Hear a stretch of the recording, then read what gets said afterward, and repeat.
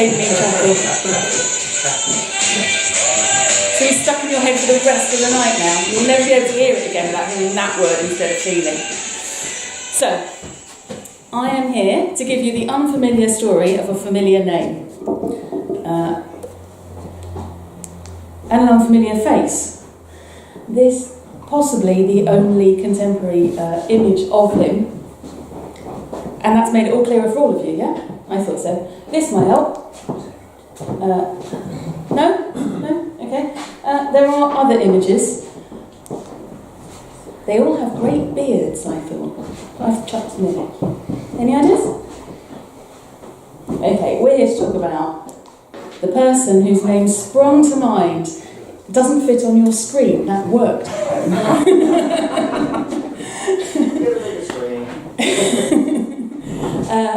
The person that sprung to mind when you saw the word theorem, possibly the only word associated with him, something that has just made everyone's heart sink, I think. Something that everyone associates with pointlessness and misery and maths, which are pretty much the same thing in most people's eyes. So, Pythagoras, frustrating school children for centuries. But most of you, even if you can't remember what it is or why it is, it's still lodged in there somewhere, right? 2,500 years ago we started associating it with him. So I think there's quite a reputation. Unfortunately, it's the least interesting thing about him as far as I'm concerned, so I'm here to enlighten you a little bit. But I am going to tell you it, tiny bit of maths. Please don't run, there is a fire exit, but don't try and escape. Just because otherwise you're going to spend the next 15 minutes trying to remember what it is. We want to get that out of the way.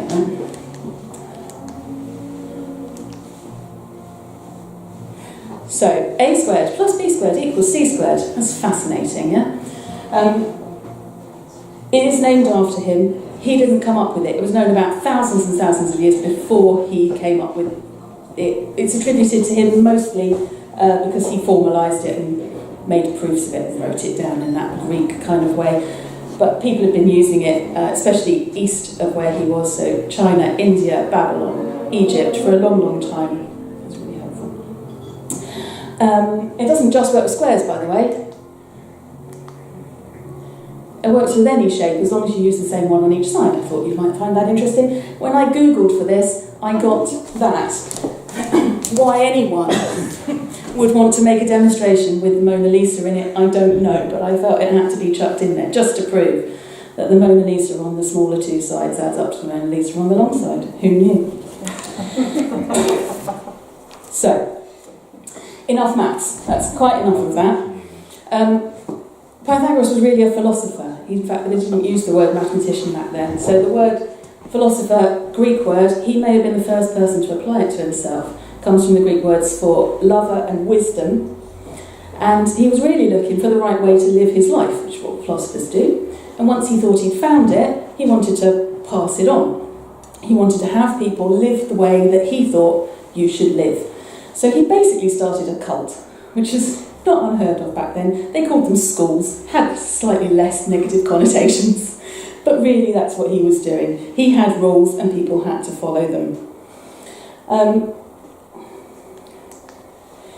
So he was born on a Greek island very close to modern-day Turkey, Samos, 570 BC-ish. He's really the first Greek name that is familiar to all of us. So all of those people that you vaguely have heard of, as Aristotle, Cicero, Plato, they all came later. Pythagoras is really the most familiar one, the earliest one.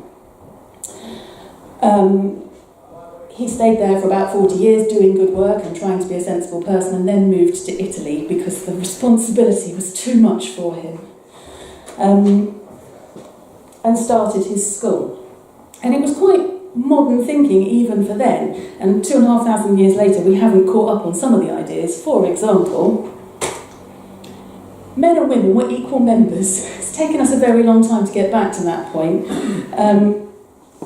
So much so, in fact, that his wife and 2 out of his 3 daughters were probably part of his school. He recommended daily exercise and an air of serenity and self-possession. So very much looking at a very calm way of life, which is kind of what we associate with these things anyway.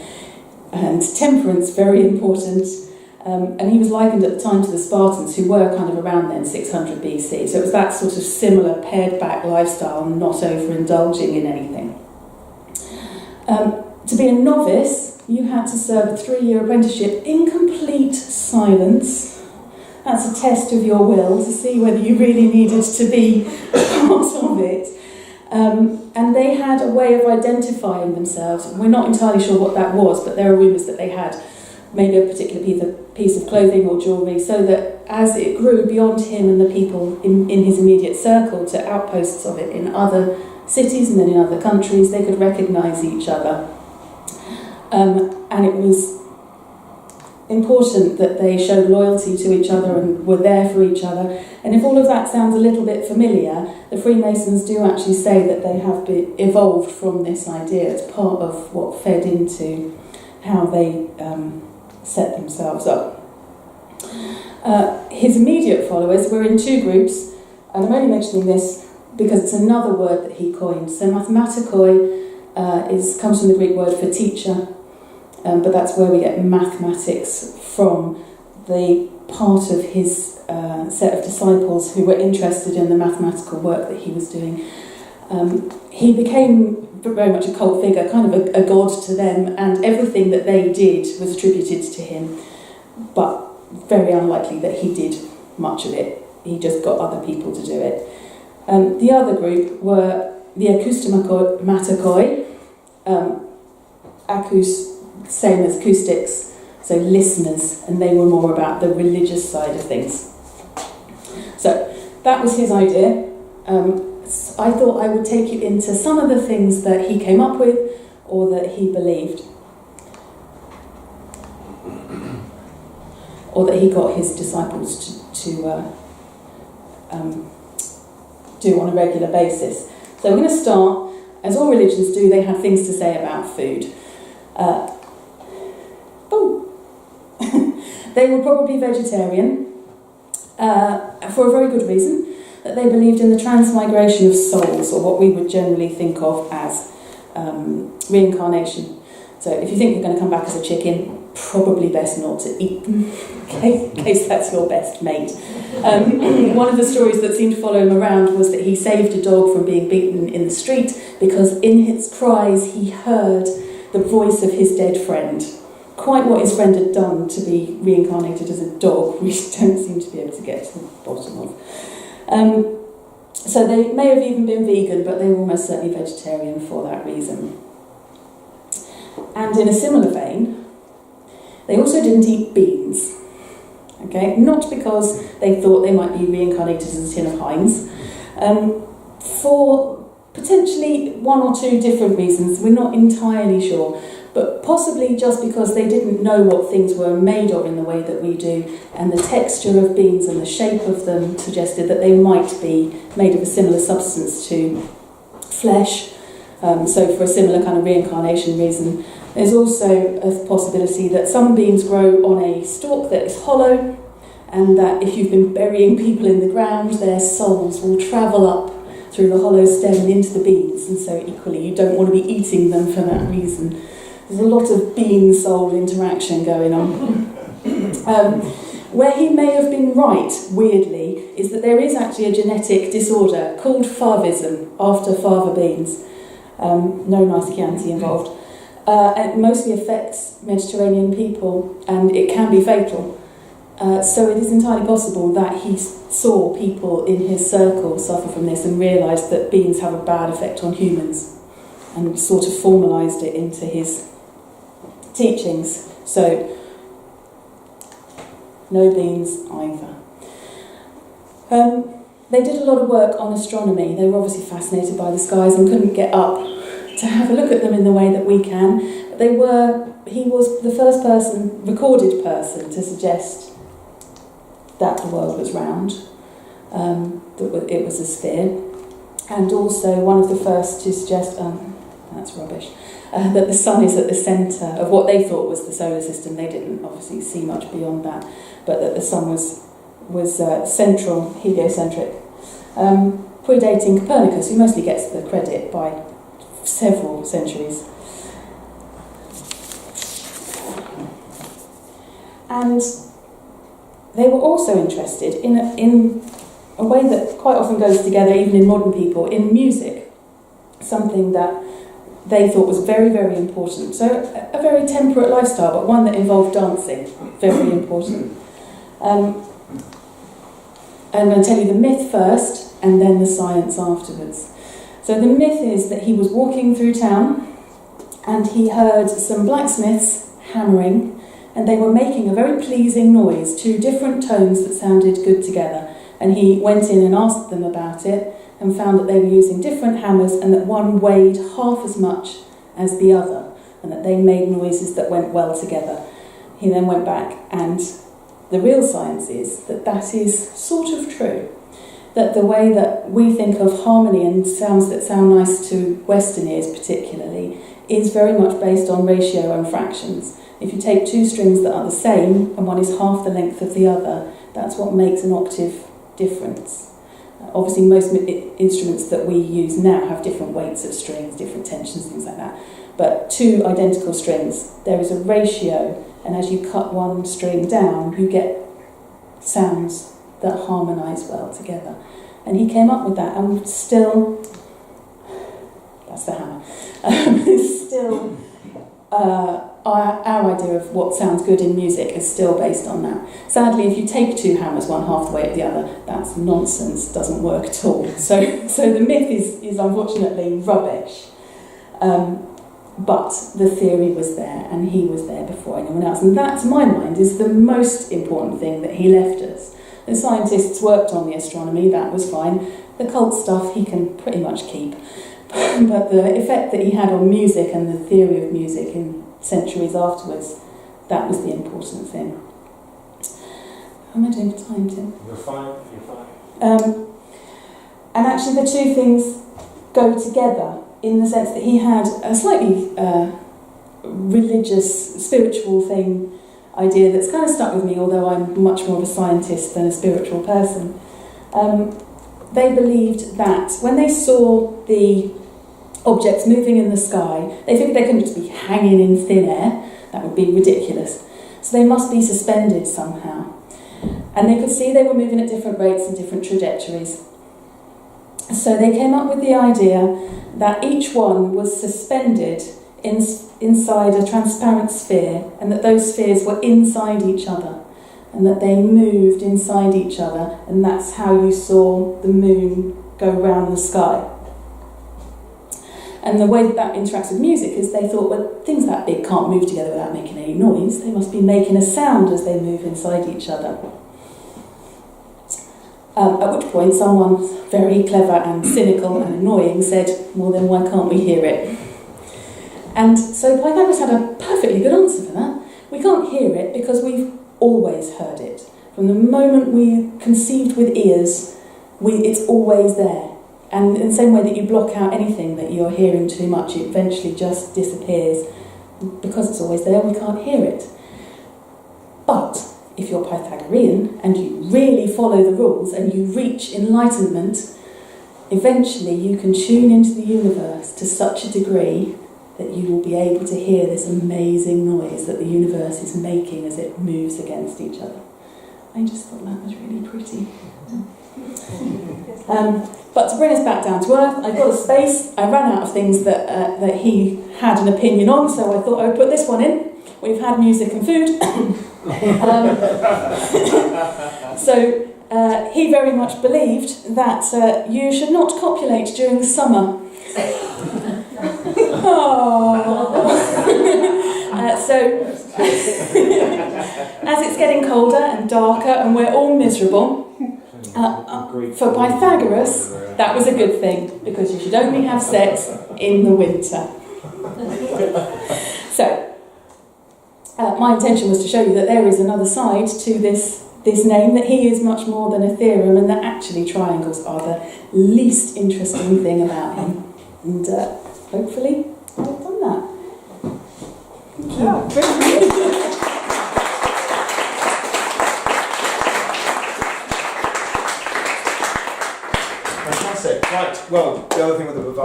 as those of you that have been before knows, that this is time for any questions to fabulous Jenna. Thank you. That was a brilliant and very enlightening, if I may say so, talk. I wish that I had been told that stuff when I had my maths lessons at school. It's far more interesting than the theory. Than the actual Love theory. the sound of the universe made. He came up with it. Yeah. Because that's kind of a thing. It's gone on, yes. When I googled for information about it, there are people still calling their, mostly prog rock actually, albums music of the spheres. So it's very much a thing that people have run with over the time. But yeah, he was.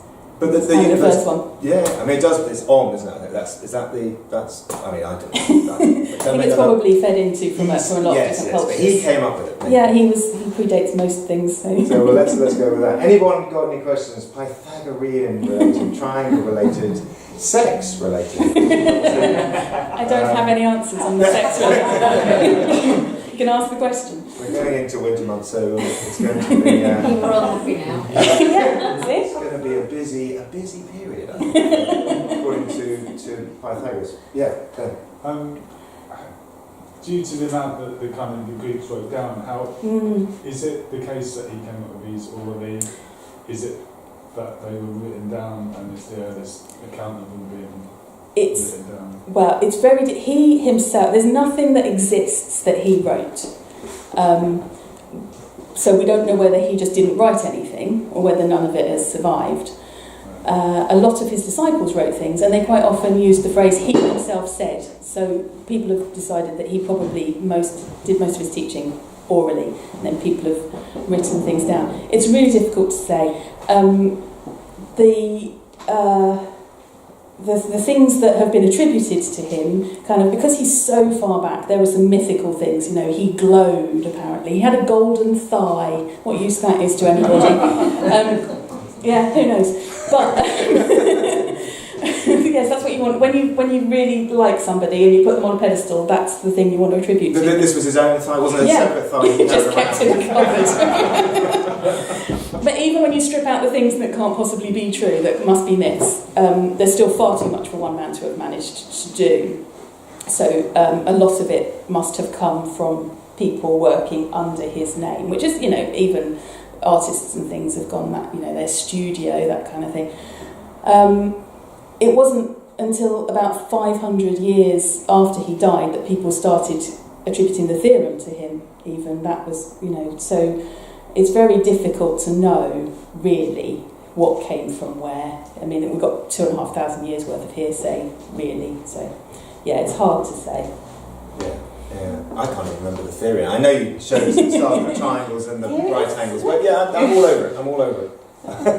Russ, yes. It's less of a question, more of a statement. I suspect a large part of the Greek tourism industry nowadays is about having sex in the summer. But it's quite an interesting thing, and it certainly brought a smile to my face, as did the recollection of Pythagoras and his theorem, and it's something to do with the hypotenuse. And who doesn't want to use the word hypotenuse in any 7 times a day that they ever come out all the time. So thank you for that, because I thoroughly enjoyed it, and it did remind me of the word hypotenuse. There was a lot to say there is a lot to say about the theorem, where it came from, what it was used for, what it went on to, but I decided that you probably didn't need maths on a Thursday night, so I left all of that stuff out. But, I'm quite happy to tell you, Andy. I will fill you in later, it's fine. Yes. Matthew? Hello. Scared now. These sort of people who sort of started up this sort of cults generally didn't get married because they had sort of sex on tap. And from what I Is that why they let women in? So that you could, That's why I let women in. March. When the Masons said they, sort of took a lot. Well, the Masons I've met haven't let women in, and very few of them actually did the exercise from us. No, I was wondering if Pythagoras ever got married, because I think, from what you're saying, if he'd started the cult, that might. I'm trying to ease the sex angle into it a bit. But also, I think I was going to say I read it somewhere, and of course I didn't. I probably heard it on QI. The Greek men didn't really distinguish between sex of men and women. It was all a free for all anyway. So he probably had twice as much. I have heard that. He did get married. He did. He had at least 4 children that we know about, 3 daughters and a son. And a couple of them were philosophers as well, and part of his school. Pythagoras Jr. Yes. He worked on circles, man. Yeah, so he did, but whether or not that stopped him from sleeping his way around Greece, I don't know. Brilliant. Probably encourage him to do that. Yes. Where your passion comes from. What made you so involved in all of it? I mean, you said you're obviously more scientific than spiritual. I'm sure you're very spiritual. but I just wonder where that came from. I used to be a maths teacher, Okay. and I figured, a bit like Tim said, that the bit that we actually teach in the classroom is really dull compared to the rest of it. So, yeah, it kind of came out of knowing something a little bit from there. The man behind the theorem. Yeah. Any last questions, or we can take no more questions? Well, what we do now at the Bavard Bar, as I'm sure you're getting used to, is we have a break. About 15 minutes, fill your glasses, come back, and we'll have our second talk of the evening. So thank you very much, Jenna.